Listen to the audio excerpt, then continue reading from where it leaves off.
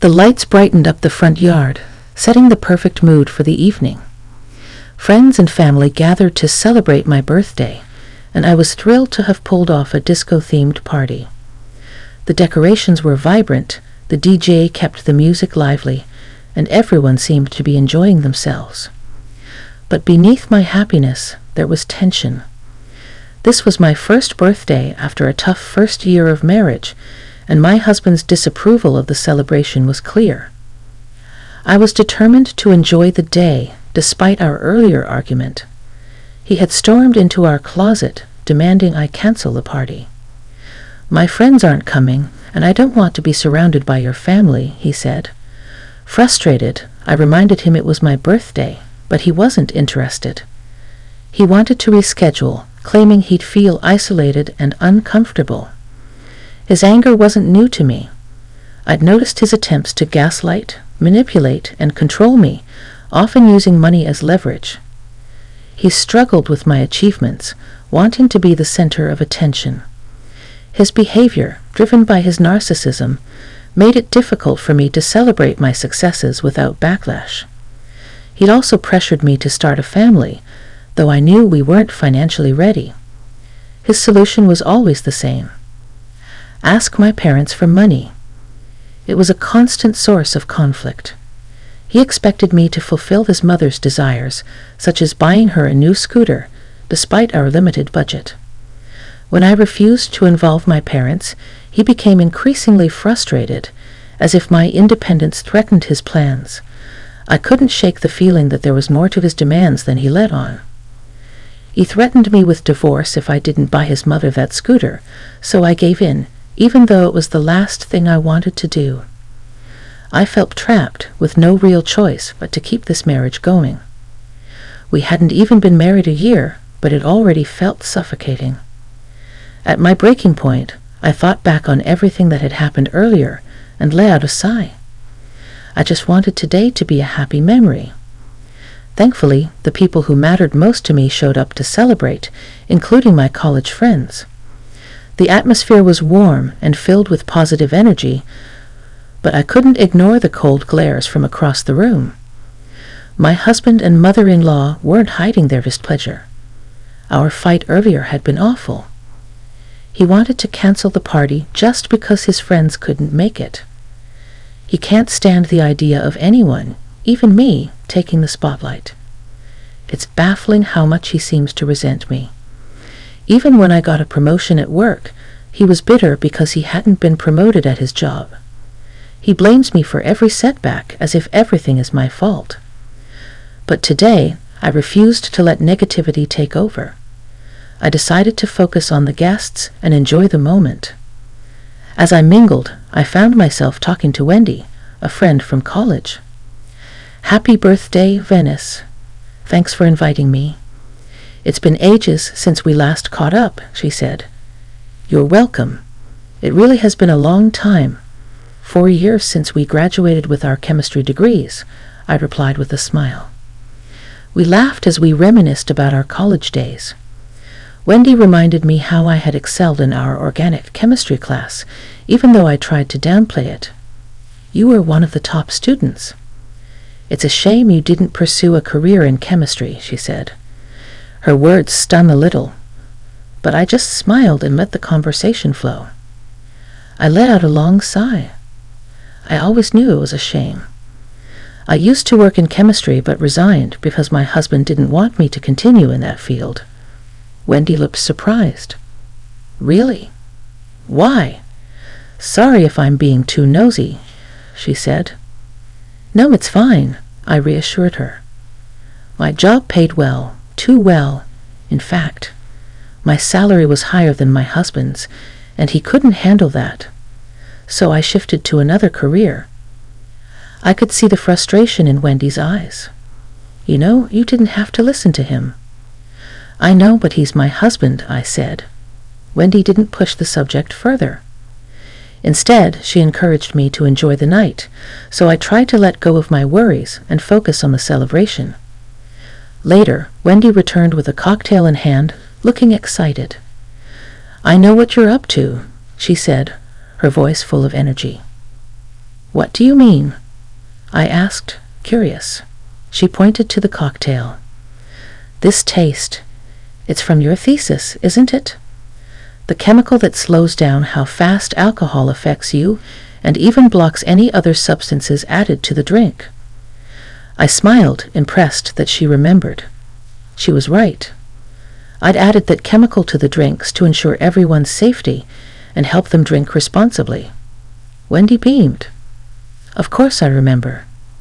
You won awards for that study. You were the best in our batch." Hearing that brought back my passion for chemistry. I'd loved working as a chemist at a food company, but my husband made me quit after my promotion. He couldn't stand that I earned more than he did. As I mingled with the guests, I noticed my mother-in-law Helen sneaking near the bar with my husband close behind. What were they up to? They didn't see me watching as they poured something into one of the drinks. I decided not to confront them immediately, staying calm instead. Just then, Helen approached me with a smile that didn't reach her eyes. "Happy birthday, dear. I've got a special drink for you," she said in an overly cheerful tone. I took the drink from Helen, keeping my cool even though I was suspicious. Thanks, Helen. You didn't have to." I'd seen them tamper with it, so I knew something was off. After a small sip, the bitter taste confirmed my suspicion. It was drugged. Fortunately, I had already added my chemical to the drinks, so I was safe. The idea that they hated me enough to try to drug me on my birthday was shocking. I couldn't believe they'd go this far. I kept my reaction hidden and pretended to be affected, letting my body slump. "I don't feel so good," I mumbled, noticing the smug looks on their faces. Monsters, both of them. Guests rushed over, concerned and trying to help me stay upright. They guided me to a nearby couch. "Venice, are you okay?" "What's happening?" someone asked. I faked drowsiness and whispered to Wendy, "I think I've been drugged. Call an ambulance." Wendy panicked and quickly asked someone to call for help. Meanwhile, Helen and Richard stood back, watching with cruel satisfaction. I kept up the act, but inside, I was already plotting my revenge. My friend, a doctor, was trying to get an ambulance when my husband stepped in. "No need for that. I'll take care of my wife," he said, lifting me up and carrying me into the house. Helen ordered the party to be shut down and told the guests to leave. Once inside, he placed me on the couch. Helen followed, and I overheard their conversation. "Finally, that awful party is over. I was sick of all those people," she said, her irritation clear. "I nearly lost it, wanting to throw all the food out." "Mom, what should we do with her?" he asked. "I don't know what she did. I wish you hadn't made me marry her just because she's rich. I told you her father's a big shot in biotechnology. We could have had a lot of money from her, but I was wrong. She's useless. I can't stand being outshined. Look at her. She's wealthier than me, and I hate being second. We can't change that she's your wife now, so get all her cards and withdraw her money by morning. She won't remember a thing. Are you sure the drug worked, Mom?" "Of course. Look at her. She's knocked out. It worked." My husband immediately searched my pockets but found nothing, so he headed to our room to take everything valuable from my bag. My heart raced. They had planned this all along. Monsters. They were only after my money. Since I don't rely on my parents' wealth, they had no luck getting anything from me. That's why they treat me so cruelly. But they'll pay for this. I just need this day to end so I can take my revenge. The next morning, I pretended to wake up groggy and disoriented, acting like I had no memory of what happened. My cards and phone were missing, stolen. My husband and mother-in-law were in the kitchen, acting as if nothing was wrong. "Oh, you're awake. You took some drugs last night," my husband said with a smirk. "What? I did? "No way." I faked shock. He chuckled. "Yeah, you caused a scene and kicked everyone out of the party. I'm sure they all hate you now." "Lies. You can't fool me." "Oh no, I must have lost it. I wonder who drugged me." "Maybe the bartenders you hired." "You should be more careful next time, if there is a next time," he said, relishing the deceit. I clenched my fists, fighting the urge to retaliate. "Oh, honey, have you seen my credit cards?" "I don't know." "Why would you ask me?" "You're the one who lost them." The doorbell rang, and my mother-in-law fetched the food delivery. They ordered a feast, no doubt using my card. "It's good to be rich, isn't it, son?" she said with a smirk. Richard nodded, clearly enjoying their little victory. "And this is just for us. Get your own food." Furious, I stormed to my room, determined to teach them a lesson. I called Wendy and explained everything: the drugs, my fake reaction, their scheme, and my plan for revenge. Wendy agreed to help. As a chemist, she quickly understood the formula and compounds I needed. I asked her to prepare a special drink that would induce drowsiness. Tonight, I invited them to dinner and planned to give them a taste of their own medicine. Wendy promised to deliver the concoction before dinner, setting the stage for my revenge. I walked into the living room and found my husband and mother-in-law indulging in desserts they had ordered with my money.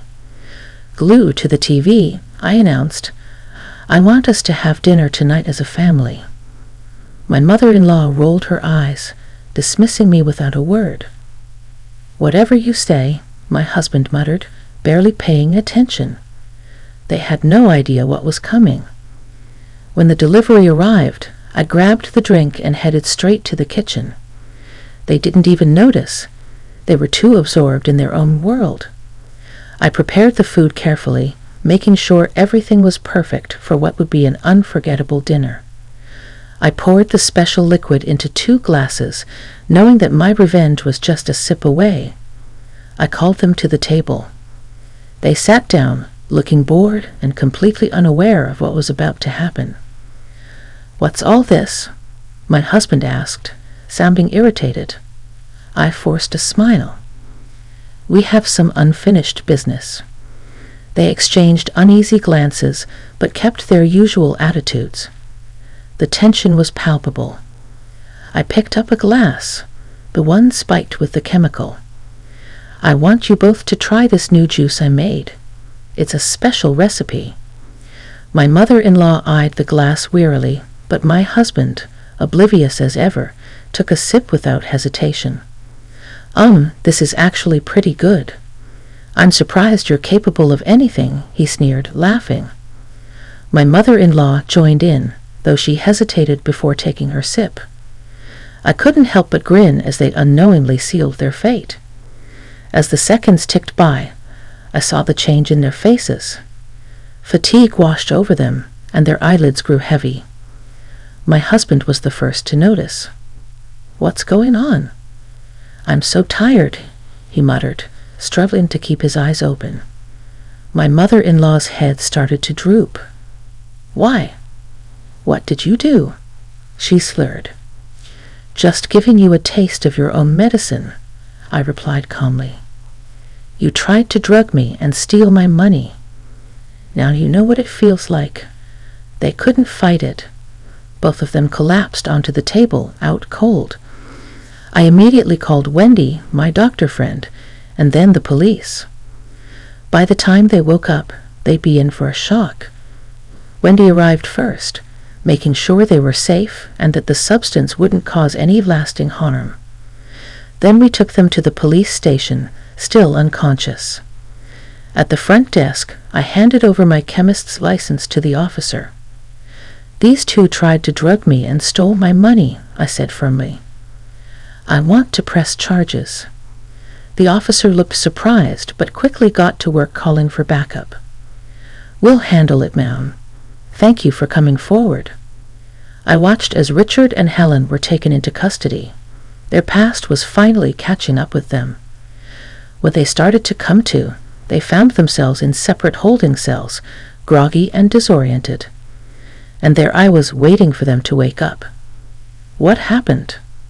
My husband asked, his voice shaky and confused. I don't know, his mother stammered, equally disoriented. The police officer and I approached their cells, my expression firm. Their eyes widened when they saw me.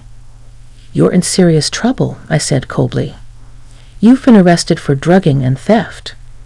Realizing the gravity of the situation, Richard dropped to his knees, pleading through the bars. Honey, please forgive me. His mother quickly followed suit. Vanessa, I'm so sorry. I didn't mean it. I promise I'll change. I stood my ground.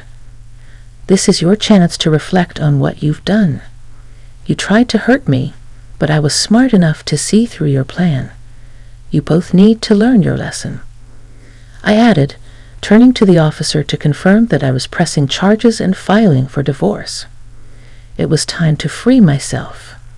I deserve better.